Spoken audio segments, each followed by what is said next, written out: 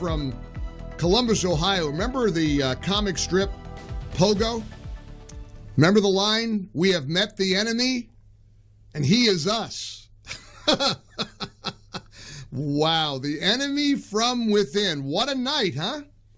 Democrats are happy. At least the far left Democrats are happy. I don't think mainstream Democrats are too happy at all. In fact, I spoke to a couple of them after the big wins for Democrats in places like New York and Virginia. Mainstream Democrats are terrified because they see the future under the new face of today's Democrat Party, Zohran Mamdani. Did you see his speech last night? I settled in. I thought, well, let's watch his victory speech. Let's see what he has to say, because he smiles a lot, right? He wasn't smiling last night. Now that he won, the veil has been lifted. This guy was snarling about taking on Trump. This guy was shrieking about the million Muslims in New York City. And it was almost as if the accusation that he's a wolf in sheep's clothing came to fruition. Check out a little bit of Zohran's victory speech last night in New York City. If anyone can show a nation betrayed by Donald Trump how to defeat him, it is the city that gave rise to him.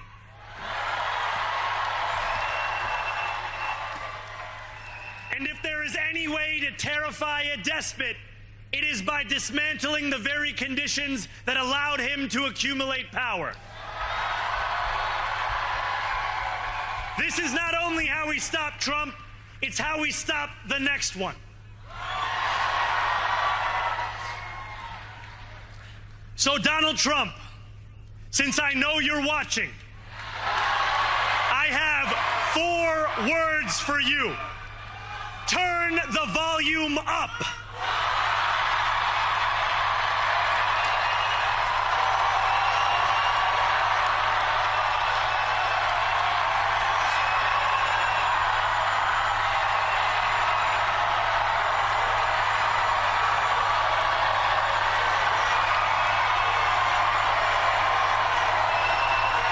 We will hold bad landlords to account because the Donald Trumps of our city have grown far too comfortable taking advantage of their tenants.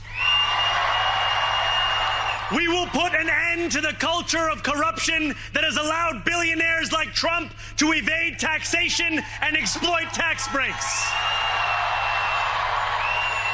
We will stand alongside unions and expand labor protections because we know, just as Donald Trump does, that when working people have ironclad rights, the bosses who seek to extort them become very small indeed. Wow, where'd the smile go? Where's the funny TikTok videos of him frolicking in the water and dancing? Wasn't a lot of smiles last night. Just a lot of anger and rage. Hey, good luck, New York. You're going to own it now. And good luck, Democrat Party, because he's your guy. The Ugandan communist is now the mayor of New York City. Now, look, let's put it in perspective. You know, I think the Mamdani mayoral race is the one worth talking about. As a talk show host, that's the one that I find most compelling because, let's face it, everybody likes a villain. This is like a chapter right out of a Batman movie where the Joker just got elected mayor. The other races, look, Democrats won in Democrat cities. Democrats won in blue states. The big upset would have been for any Republican to have won. You got to make sure you keep that in perspective. And make no mistake, there's been a lot of damage done to the Democrat brand. Here's what Scott Jennings pointed out last night on CNN. These are blue states, and Democrats were supposed to win. So I wouldn't overread it. Virginia, in particular, has never been a great bellwether. I don't think a lot of folks had a lot of confidence in the Virginia campaign that was run on the Republican side. And New Jersey is New Jersey, so I would hesitate to overread it. I don't think the concerns you raised are illegitimate political strategy concerns. I think I just want to offer condolences to Chuck Schumer. Honestly, what I'm reading here in New York City is that AOC is going to be the next senator from New York after she gets done whooping his rear end in the 2028 Democratic primary. And for his Senate races in 2026, I see the energy in the Democratic Party tonight behind a socialist, and I see the energy in Virginia. Democrats looking the other way on a violent candidate for attorney general who says he wants to murder Republicans and their children. If you think you're getting rid of Graham Plattner in Maine now, think again. This is a terrible night for national Democratic image, given what is happening inside their party. Mamdani is an avowed socialist. It's not what people say that he is. It's what he says that he is. He's now the leader of their party. I can't wait to thank Scott in person this weekend for his clarity. I'm going to be in Chicago for the big Freedom Summit, and what perfect timing. You're going to need that kind of clarity more than ever. I'll be on stage with Dr. Ben Carson, with Salem's own Scott Jennings, who you just heard from that CNN clip, Dan Proft and Sean Thompson. I was on Sean's show last night talking about the event this Saturday in Chicagoland. We're going to be at the Westin Chicago Northwest in Itasca. For tickets, and there are a few left, go to 560theanswer.com, 560theanswer.com. Mike Gallagher. Infuriating to listen to this kid from Uganda attack, what did he call them, builders like Trump? I wanted to hear what he said. I didn't get to the I was trying to cue it up and listen again to what he said about really attacking a capitalist, a builder, a guy who helped build the New York City skyline. I'm not sure what Zoran ever built in his life. All I know is he turned into a snarling, angry, rage-filled guy. It's like the mask came off. And even folks like Van Jones over on CNN seemed rattled by the real ugliness of Mamdani's victory speech last night. It's almost as if even Van Jones was willing to admit, wow, all the accusations that this guy is a wolf in sheep's clothing were true. I mean, where was the smiling? Where was the warmth, the humor? Check out Van Jones on CNN. I think the Mamdani that we saw on the campaign trail, who was a lot more calm, who was a lot warmer, who was a lot more embracing, was not present in that speech. And I think that Mamdani is the one you need to hear from tonight. There are a lot of people trying to figure out, can I get on this train with him or not? Is he going to include me? Is he going to be more of a class warrior even in office? I think. Yeah, well, here's the news flash. Is he going to betray you? What do you think he just said to more than half the country? Because he thinks that Trump betrayed America? Well, that's news to the voters who overwhelmingly elected him, who blew your fellow Democrat out of the water by taking every swing state, winning the popular vote, the Electoral College. Yeah, that would be news to many Americans that Trump somehow betrayed our country. Look, rail away, Zoran. You knock yourself out. And New Yorkers, got a quick message from a Floridian. We're all filled up here in Florida. You don't need to bother. We got big mosquitoes and alligators and hurricanes everywhere. We're having a hurricane every day down here. Every day. It's crazy. Like, we never thought there'd be daily hurricanes. There's hurricanes every day here. You don't want to go. You don't want to come here.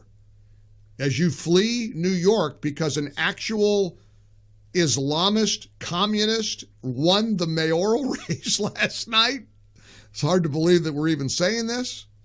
As you're nervously figuring out where you're going to flee to, we're all filled up here. Don't bother Florida. Don't come to Florida, please. I think you should check out Portland, Oregon.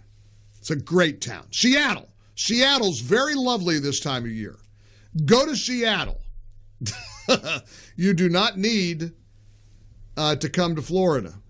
And of course, I got friends lining up from South Carolina, from Texas. They're all saying the same thing. No. Don't come here. Don't come to Texas.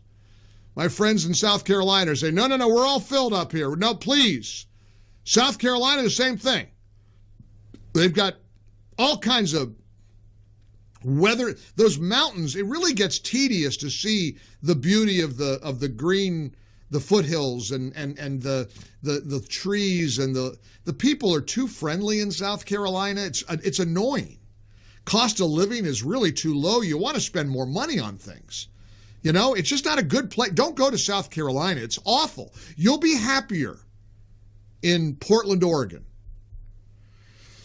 Oh, boy. All right, let's go. 800-655-MIKE.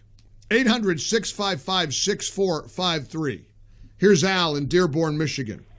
Al, welcome aboard. You know a little bit about Muslim leadership in your city, don't you?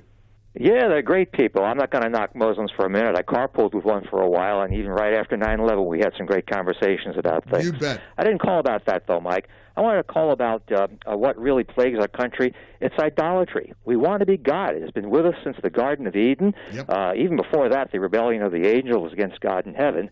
But in the Garden of Eden, we paid a heavy price for it. And we see it in just about every issue today.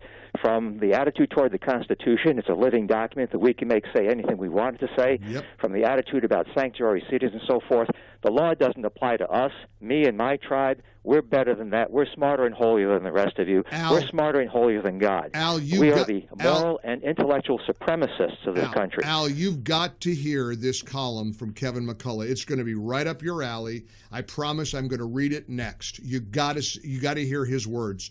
The night America chose chaos over clarity. Now, it sounds like a bleak article. It's not bleak. It's uplifting, and it speaks just to what you just said. It speaks right to your point about how we are failing and falling. And the good news is we know how this ends. And the good guys win. You know? A lot of bad people won last night. Make no mistake about it. Jay Jones is a bad guy.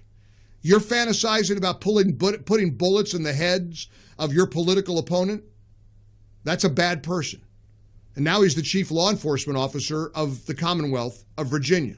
Let that sink in, okay? For full shows, live and on demand, it's Salem News Channel.